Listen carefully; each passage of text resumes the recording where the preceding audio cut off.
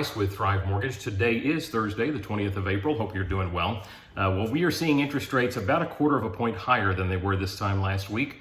Looking at the Mortgage News Daily Index, we see national rates at 6.67% today. We were at 6.39% in that same index last week. If you go back 30 days, we were sitting exactly where we are today at 6.67%. Y'all, I do want to say, as I said last week, that just because I'm giving you national averages for rates, this does not constitute a rate quote. Again, just as I was quoting last week, most lenders, and us included, are quoting significantly lower than this in our neck of the woods. So call me if you want to see a scenario priced out. But again, this index is really meant to show changes in rates, both daily, weekly, and monthly, and that's what they show so far today. We were hoping, frankly, for a bit more movement downward in interest rates because of the more friendly than expected consumer price index and producer price index that came out this time last week. So would have been nice to have seen more movement in the bond market as a result of those inflation-friendly reports. I do think that we are overdue for a bit of a rally. The market is reeling a little bit from some Fed comments that were made by a local president, Bullard, that he would like to see the Fed funds rate at 7%, which is significantly higher than where the market is pricing. So I don't think that he's always been very hawkish in his view of tightening, not being near as strong as he would like to see it. He is in the minority in that view, thankfully, but his comments nonetheless do rattle the markets a bit, and I think you're seeing some of that reflected in today's pricing. If you go back a year, we were sitting at 5.11% this time 12 months ago. If you were to take $2,500 as a house payment, now this is principal and interest only, and apply it to a 5.11% rate, you would have been able to borrow right at $460,000 on a 30-year loan. Today, that same $2,500 will allow you to borrow a little less than $389,000. So we've lost roughly $71,000 in purchasing power in the last 12 months. We all feel that, we all see that, we all spend time explaining that to clients as they sit back and look at the marketplace and they're concerned about what they're seeing. That said, there's another side of the story that we don't talk much about, and that is that if you look at the folks that are currently renting, there's a huge number of renters that are paying monthly rent right now, which is 100% interest.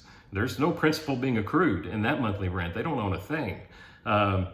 Only 11% of current renters, according to the National Association of Realtors, know that you can buy a house with 5% down or less. We are the only ones that can educate them on that. That is a phenomenal stat, that 89% of renters currently believe they need more than a 5% down payment to buy a house. 45% of renters believe they need 20% or more in order to buy a house down. 20% or more is what 45% of current renters believe they have to put down in order to buy a house. There is huge opportunity there. There are a number of folks reflected in this survey that are limited in their cash and believe that they are trapped in renting because of that cash limitation. We need to be spreading the notion out there that there are ways to get into a house with much less money than these folks believe. We need to free up some of the renters that are out there in that way. So there's a lot of pent-up demand there that we need to tap into as an industry. And that is something I am very much passionate in doing. Flip side of that is the supply remains very tight of existing homes. I'm seeing a number of buyers become frustrated. They're out there making offers that are somewhat less than list price. They're asking for sizable concessions, and while the market may be slightly more friendly to those efforts now than it was this time 18 months ago, certainly, the truth is it's still extremely tight. We have a 2.6-month supply, according to the National Association of Realtors, of listings that are out there. Remember that 4.6 months is normal. 2.6 months is extremely tight. If you take out houses that are currently pending, there are only 563,000 homes for sale currently in the United States of America. That's an extremely low number, folks. As we're talking with buyers and as I am visiting with buyers that are becoming more and more frustrated that their offers are being rejected, I'm letting them know these numbers. With 2.5 months supply, with only 500,000 homes available for purchase nationwide, it's probably 10 times that many buyers chasing those homes. There's little to no chance in most scenarios where a buyer's going to get significantly off of list on those properties. And if they want to buy it and they're in love with that home, they need to really want it and buy it.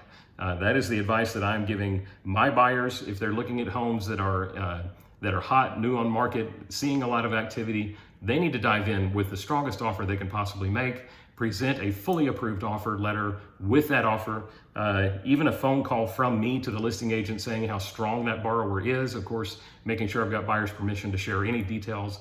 Those are all things that we're doing to get some properties bought that are otherwise going to go to somebody else. So in any event, this is information I'm sharing with you and with your clients. I hope it's helpful. As always, you've got my contact information on the screen. I'm honored to have your referrals. Stay blessed, stay safe, have a wonderful weekend with family, and we will talk to you again next week.